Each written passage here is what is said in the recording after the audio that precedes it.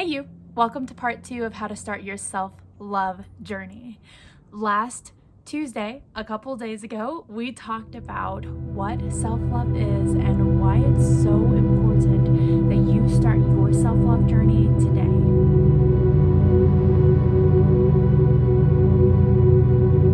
In this episode, we're going to be learning how to start your self-love journey step by step. Before we get started, go ahead and take a moment to like this video to let me know that you are here, and then also subscribe if you want to see more things health, wellness, and self-love.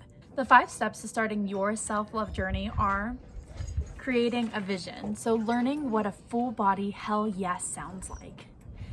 2 is creating a routine that fills your cup before you fill anyone else's. 3 is quieting that negative voice that's inside your head that is telling you that you are not enough.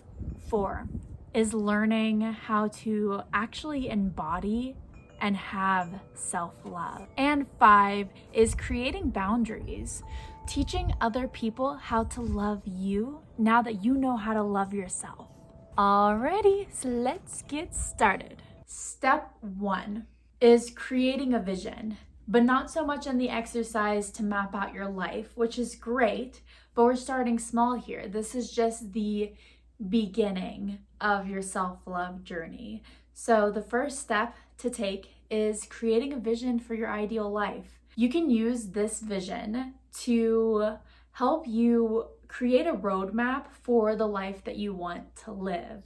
And we're going to talk about this later, but just because you have a vision for your ideal life doesn't mean that you stay up there all the time mentally.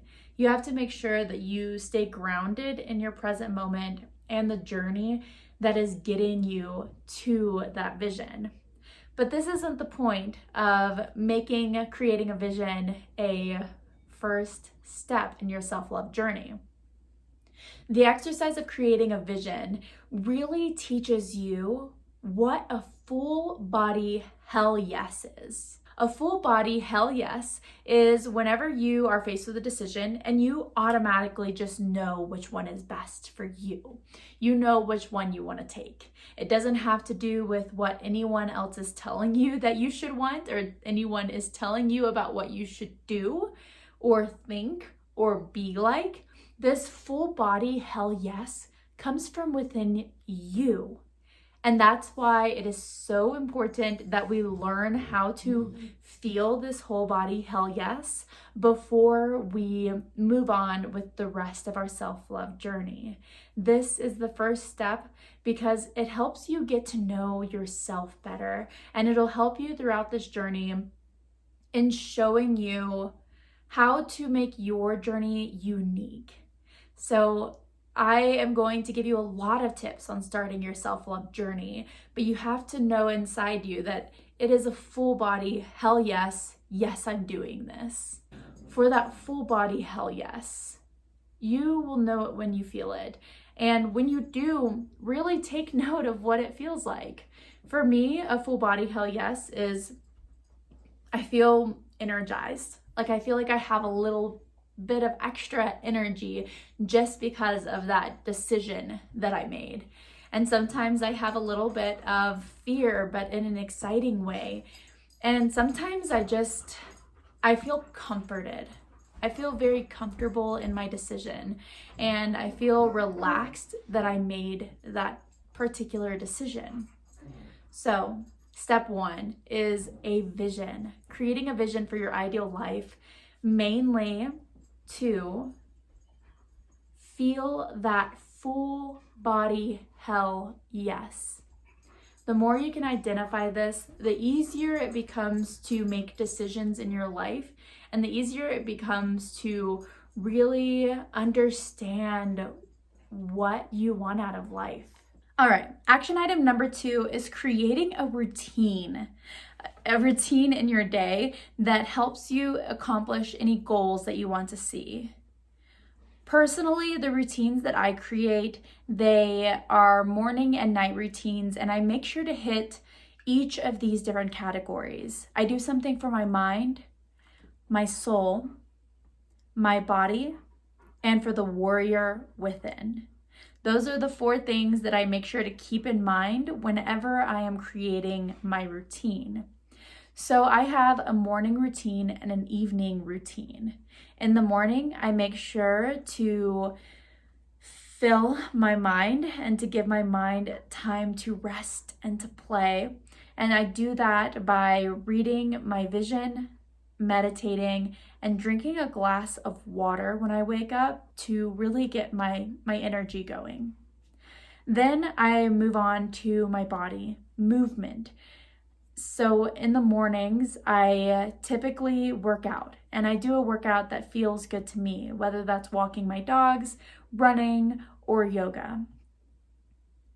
After body, I focus on my soul. So within my soul, I'm either reading a book that I hardly ever give myself time to read, or I do art. So I draw or paint or even write. Whatever is speaking to me that morning that will help me get my creativity out on paper in a way that has nothing to do with my business or content creation. It's just for me. Finally, I take care of the warrior within. And I do this by having some sort of structure or system in my life and an area of time that I can actually dedicate to doing those small habitual things, such as making my bed in the morning, making sure that things are tidy before I start my day, and then also marking off any tasks on my life to-do list, and then looking at what my schedule is going to look like for the day. And I don't spend very long on this. It sounds like a very long routine, but my mind, I spend about 30 minutes. Body is an hour because I incorporate some other stuff with it. And then soul is also an hour because I don't take the time otherwise if I don't do it in the morning. And then warrior is about 15 to 30 minutes.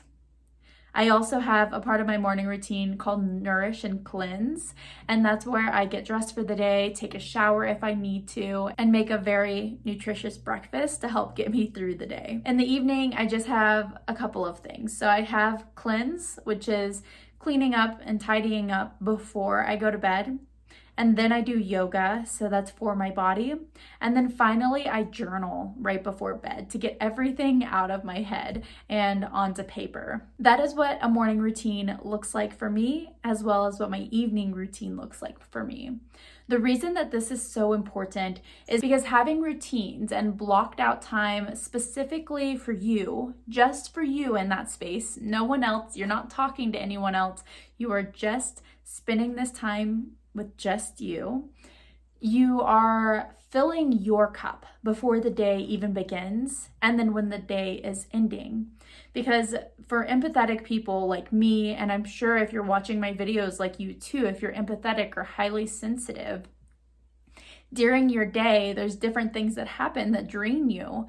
You want to help everybody, or you feel really deeply for people that are having a hard time, or you just feel drawn to individuals that are sad or look like they need help in some way. And you do so much for other people that by the time you get home, or by the time you get up in the morning, you're rushed, or you just are exhausted and you don't have any energy left for you. So creating a routine is an incredibly important aspect of self-love. Okay, step number 3 is quieting the negative voice inside your head.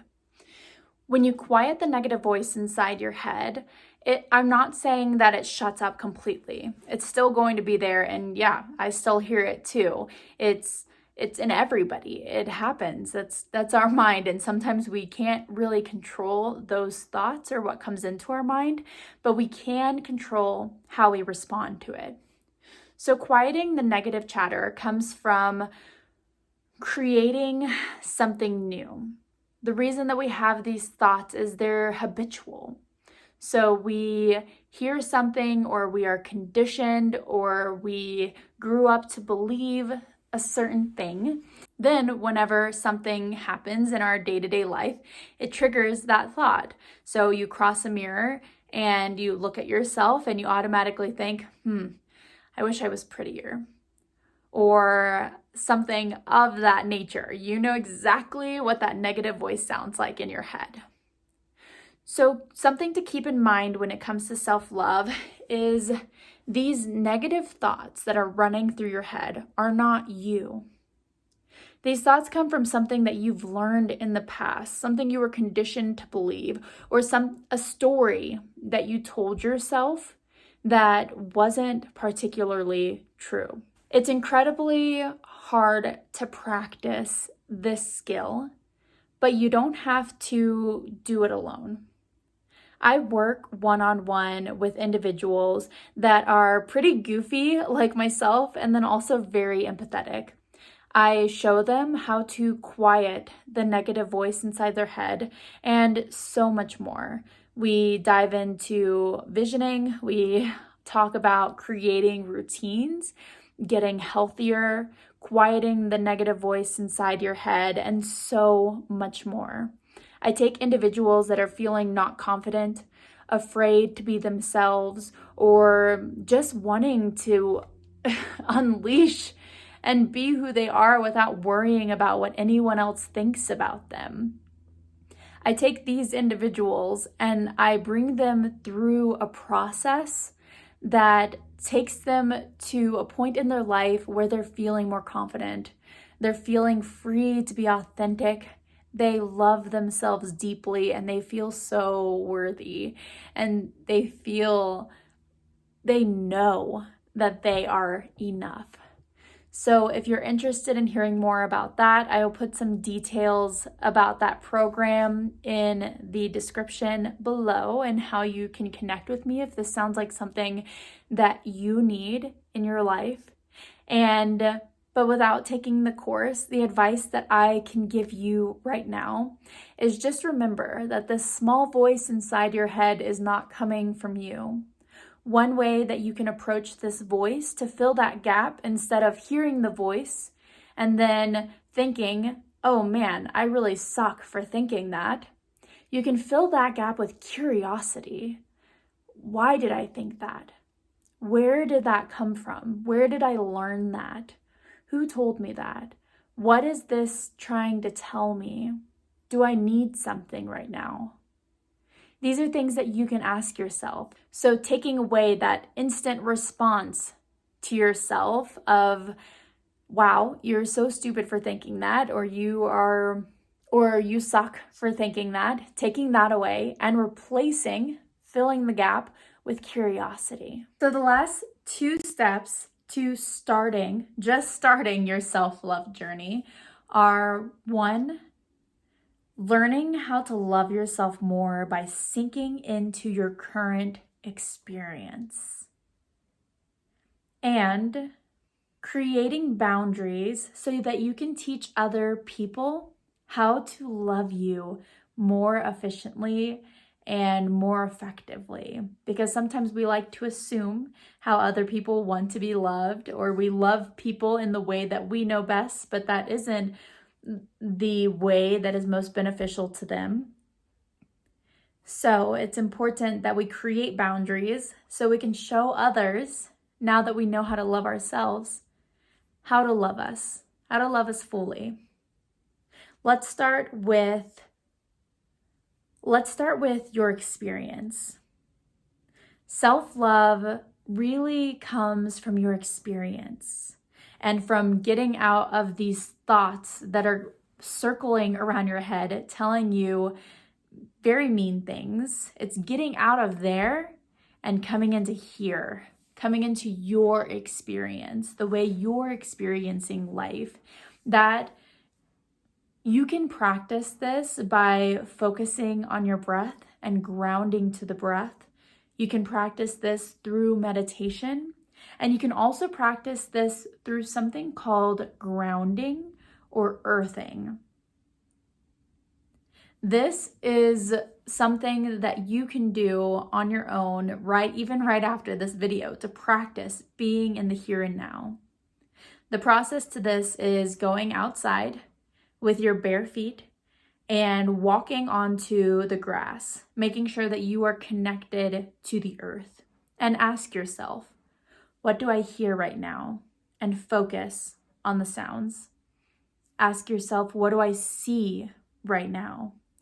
And focus on everything that you see. And then ask yourself, what do I taste right now? And maybe you just taste the inside of your mouth.